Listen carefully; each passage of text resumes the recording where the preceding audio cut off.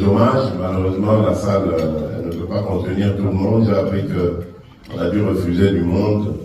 Ce n'est pas grave. C'était quelque chose d'assez rapidement organisé. Donc, la prochaine fois, on essaiera de faire beaucoup plus large. Donc, je tenais à vous voir, évidemment, parce que, comme en 2018, avant d'aller à la bataille, je suis parti d'ici. Et j'ai reçu votre bénédiction.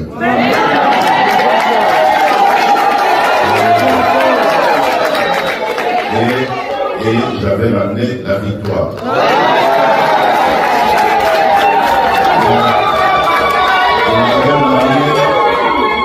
De la même manière, en 2023, je pars d'ici. Et j'espère qu'avec votre bénédiction,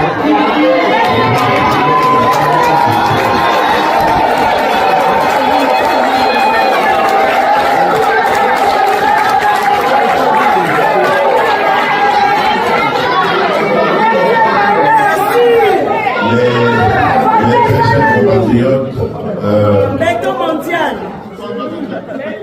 comme vous le savez, comme je l'ai dit, il va y avoir une grande bataille électorale.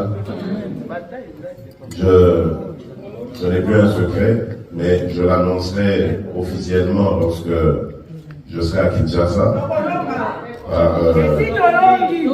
Hommage d'abord à notre peuple et priorité à notre peuple dont la majorité se trouve au Congo, donc je l'annoncerai officiellement là-bas, mais bon, vous savez que ce soit par votre volonté, que ce soit par votre volonté par rapport à ce que nous avons commencé à faire dans ce pays, je vais redemander la confiance de nos compatriotes.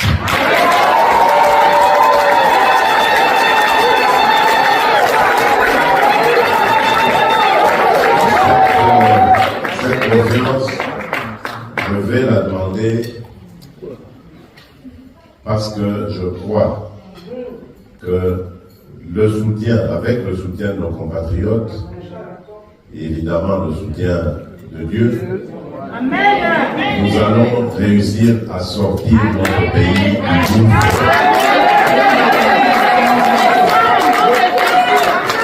gouffre dans lequel on a plongé depuis de nombreuses années. À commencer déjà par la situation sécuritaire. Vous savez que c'est depuis 1994 que la République du Zaïre, à l'époque devenue ensuite la République démocratique du Congo, tire le diable par la queue. Parce que nous avons eu le malheur d'ouvrir nos portes à nos frères voisins qui subissaient les affres du génocide. Et depuis lors, les malheurs se sont invités dans notre pays.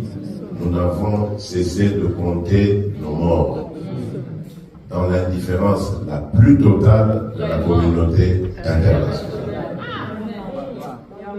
Mais aujourd'hui, je peux vous dire que grâce à la diplomatie efficace, volontariste et surtout intelligente que nous avons menée, je suis vraiment en mesure de vous dire que la situation est en train de changer en notre faveur.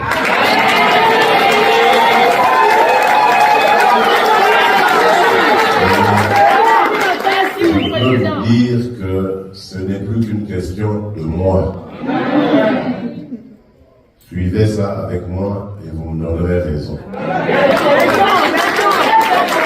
Je ne peux pas en dire plus à ce stade, mais je suis convaincu de ce que je dis et ce que je fais.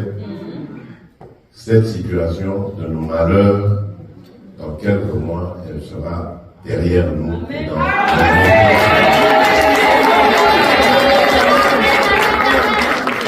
Et donc, cela, pour que ça réussisse, ça doit passer par ma réélection. Sinon, ce sont les ennemis de la République démocratique du Congo qui reprendront le dessus.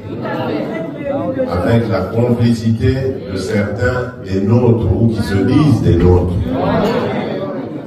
Certains qui se disent congolais alors qu'ils sont en intelligence avec l'ennemi, le fossoyeur, l'auteur de nos malheurs. Et donc nous avons le devoir de tous nous lever pour combattre ces ennemis de la République.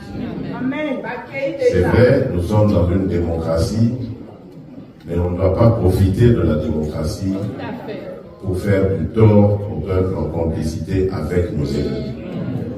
C'est pour ça que j'avais dit en son temps, c'était un Mbujimayi, certes je suis démocrate, mais je n'hésiterai pas à écraser